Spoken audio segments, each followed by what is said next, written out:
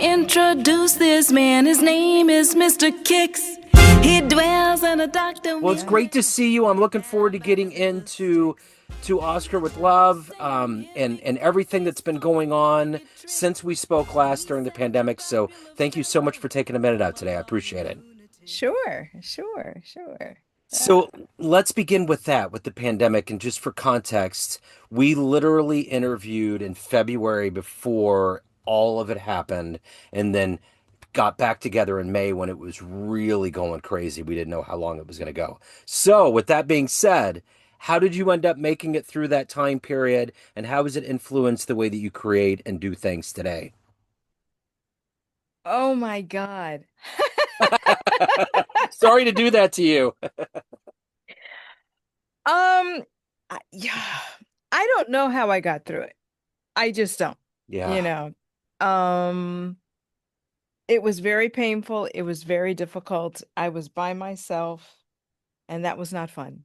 yeah, So, I I just well, it was hard too because it was the first time in years that I had chosen to do a recording and release it and do all the things, to get it on the air and all that. And I had released it in January of 2020. So I had all these grand expectations of what it was going to be like. And then it just died. And I think I had to readjust my own expectations because I had no idea, yeah, what was going to happen or what the world was going to look like when we got out of it. And I guess one of the things is that I didn't take my my friendships, my relationships for granted. yeah, You know, that was one thing. Um, and what it did do was I'd known my producer Mark Cargill for years and Pure Imagination, which is what we were talking about, right?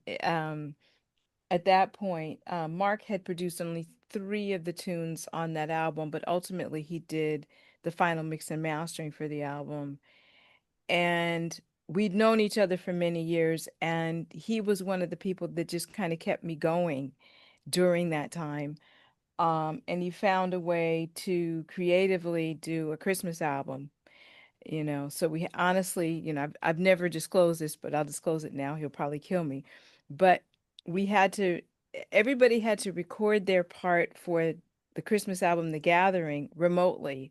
And then he had to put it together um, in a really special kind of a way so that we had a Christmas album that we could put out while everybody was, isolated. And ironically, it was because we had talked about it before the pandemic started, but the the Christmas song that he had written was called The Gathering. So, huh, but he encouraged me to write lyrics for that song, and I'd started before the pandemic, but then um I finished the lyrics during the pandemic, and so the title track of the Christmas album, The Gathering, became aspirational. So, what I found is it appears, at least I can only speak from my own perspective. Um, it appears that venues aren't so interested in jazz, traditional jazz, with the pandemic and what it's done to, the bottom line for venues. I've noticed that a lot of places are more interested in doing tribute bands and that sort of thing and stepping away from jazz. So I haven't booked as much as I had hoped. yeah. Um, and yet I'm bound and determined to keep going. I know that's right. So I guess that's my really long answer to the Yeah, question. The pandemic was just, I don't know how any of us fully ever recover from that yeah. time. I just I don't. I mean, it's things like, I'm fortunate enough to live in a place where, I have an outdoor space. And during the pandemic, I was in that outdoor space every day unless it was raining. Yeah. And I look at it now, and of course it's, the peak of summer, and I should be outside, right? But I go out there and all I can remember, even if it's sometimes I think it's subconscious because I go outside and I get really sad, Yep. right? And it's the muscle memory of sitting in that same place for hours and days at a time with nobody around. Yep. The one thing too about coming out of that time period is I kept thinking, if we can just get out of this, it's going to be okay. And then I look at what's happened to America since especially the beginning of the year, and Yes. I realize how much the arts and music is going to save our souls. It's going to give people a level of comfort from the headlines of all of this clownery that we have going on around us. How much of the music with the Oscar album and in general are you thinking about giving people comfort during this time that we need it so much? Um, oh my goodness. Well, it's a perfect question because I think one of the things about this particular album is that Oscar's music is both timely and timeless. Yep. And um Oscar was many things, and he was a philosopher, and he definitely made social commentary. And I think he was great about like discussing the entire spectrum of the human condition. And so I feel like the songs that I picked definitely do that. Um, because it talks about birth, it goes from birth to death, right? And I think it addresses everyone's humanity. And I also feel like the song Brown Baby in particular, I had released it, I don't know if you remember, but it's on Pure Imagination, Yeah. but I asked Mark that if we could reorchestrate it because in this time, the term brown baby, just for people who don't know the song, Brown Baby was a lullaby that Oscar Brown Jr. wrote for his children. And it may have been for his oldest son, I'm not entirely sure, but it was written during the civil rights era for sure. And it was his hopes and his dreams for his children as they grew up. And now, with all of the things that are going on with regard to immigration and that sort of thing, the term brown baby has taken on a different meaning or a broader meaning. Yeah. And so, I'm hoping that, you know, that song in particular and the album broadly give people a sense of hope, insight, and comfort that they're not alone and that they're not crazy. Yeah.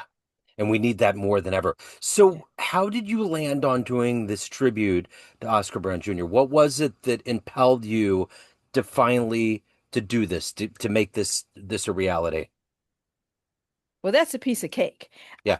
I honestly, I've recorded several of his songs in the past. Yeah. Um, but I knew the moment would come because I knew Oscar. And I got to know him toward the end of his life, like the last couple of years of his life. But I had met him several times before that. But I always thought that he deserved more elevation and visibility than he'd had. So, um, his centennial is October 10th of this year, and it just seemed like the perfect time to do what I could to acknowledge and celebrate him. So how did you land on the songs? How did you land on the feel? How did you go about orchestrating the vibe and the feel? That was tough because Oscar's written hundreds of songs, but I think what I did basically was there were songs that I knew people would remember and want to hear. And so I started with those. And there were some I chose not to do. Um, and then there were others that I thought, well, I have to do Afro Blue, right? So it was Afro Blue work song. Um, those were two obvious ones. The others were songs for the most part that had personal meaning to me. The Snake had to go on the album because it's the very first song of his that I ever recall hearing. And the album is a dedication to my mom, who's still alive. Um, and she was the person who we were in the car with her and we were young and the song was very old at the time. And she made us, my sisters and me, she made us stop what we were doing to listen to the song. And I, I just, I listened to the words, I fell in love with it. And I loved the cautionary tale of it. So,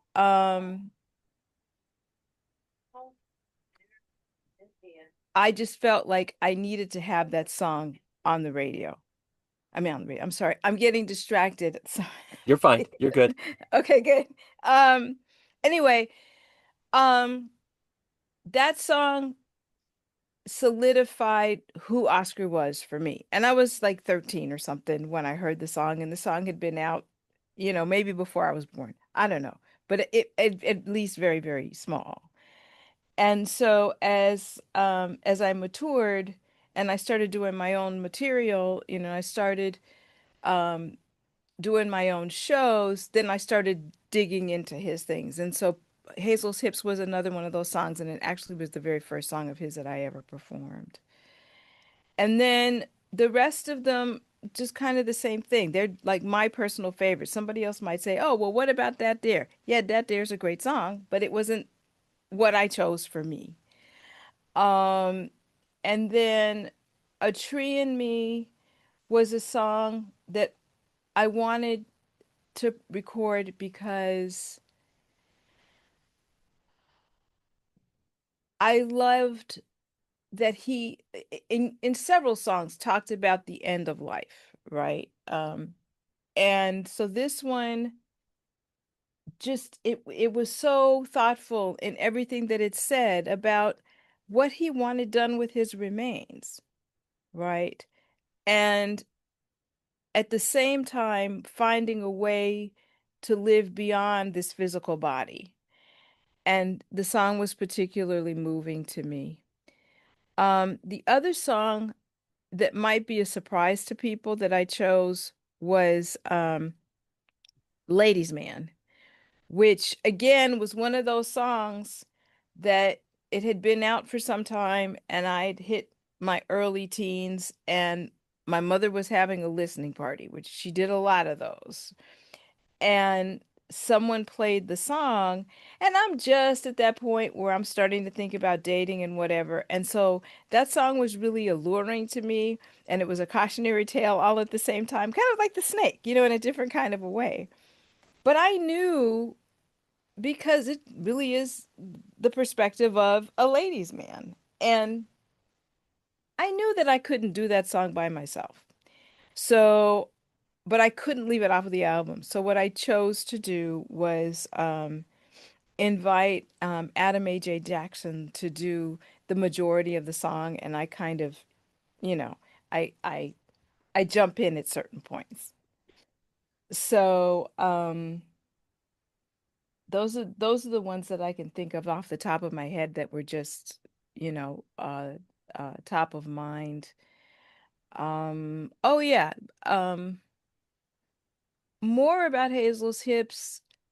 I loved the song and it resonated with me because my grandparents had a diner in New York. And my father had told me a lot of stories about the diner and who would come in. It was down the street from where Duke Ellington lived. So he was a regular, you know. Billy Strayhorn came in. Lena Horne was in there. Diane Carroll as a young woman. And these two gentlemen you may not ever have heard of. One was Harry Belafonte, and the other was his buddy Sidney Poitier. And Sidney was a young actor, and he he fell in love with my oldest aunt. And the whole family worked in the restaurant. And my aunt was going to school at Bonnard at the time. And they started dating and they were engaged. And the end of that story is my grandmother put an end to it because she didn't want my aunt to be supporting a starving actor. But their romance started in the restaurant. And so the song about the waitress and singing the song from like a third person perspective just seemed like a good match for me. Yeah. Um, Another one that I was fascinated by is the song Strong Man, which Oscar wrote for Abbey Lincoln. And she asked him to write something that depicted the men she knew because she felt like some of the songs, like My Man, if you ever listen to the verse of My Man, you know, before the song starts, she's talking about he beats me too and all that. And she said, I don't want that. I want a song about the men I know who are strong men, you know. And so Oscar wrote Strong Man for her. And it shows a lot about Oscar's insight into the human condition to even be able to write a song from a woman's perspective on, you know, how she feels about a man she loves. So, what are you hoping the listener gets from this album, from your interpretation of his work? Well, oh, one more thing. Yeah, Um, the person who's really instrumental, pardon the pun, in really helping me bring my voice to all of these songs is my producer Mark Cargill, who's an yeah. amazing string arranger and all of that. And you know, he came up with some of these concepts, and I love everything that he put together to help me. Um, what I'm hoping is that um people get to see another dimension of me. Yeah. Um, and and that they also get to see Oscar, people who never knew about him.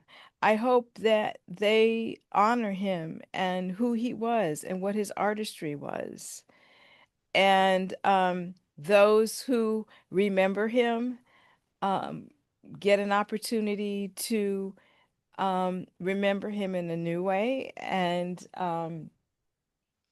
hear my expression of what he created and enjoy it.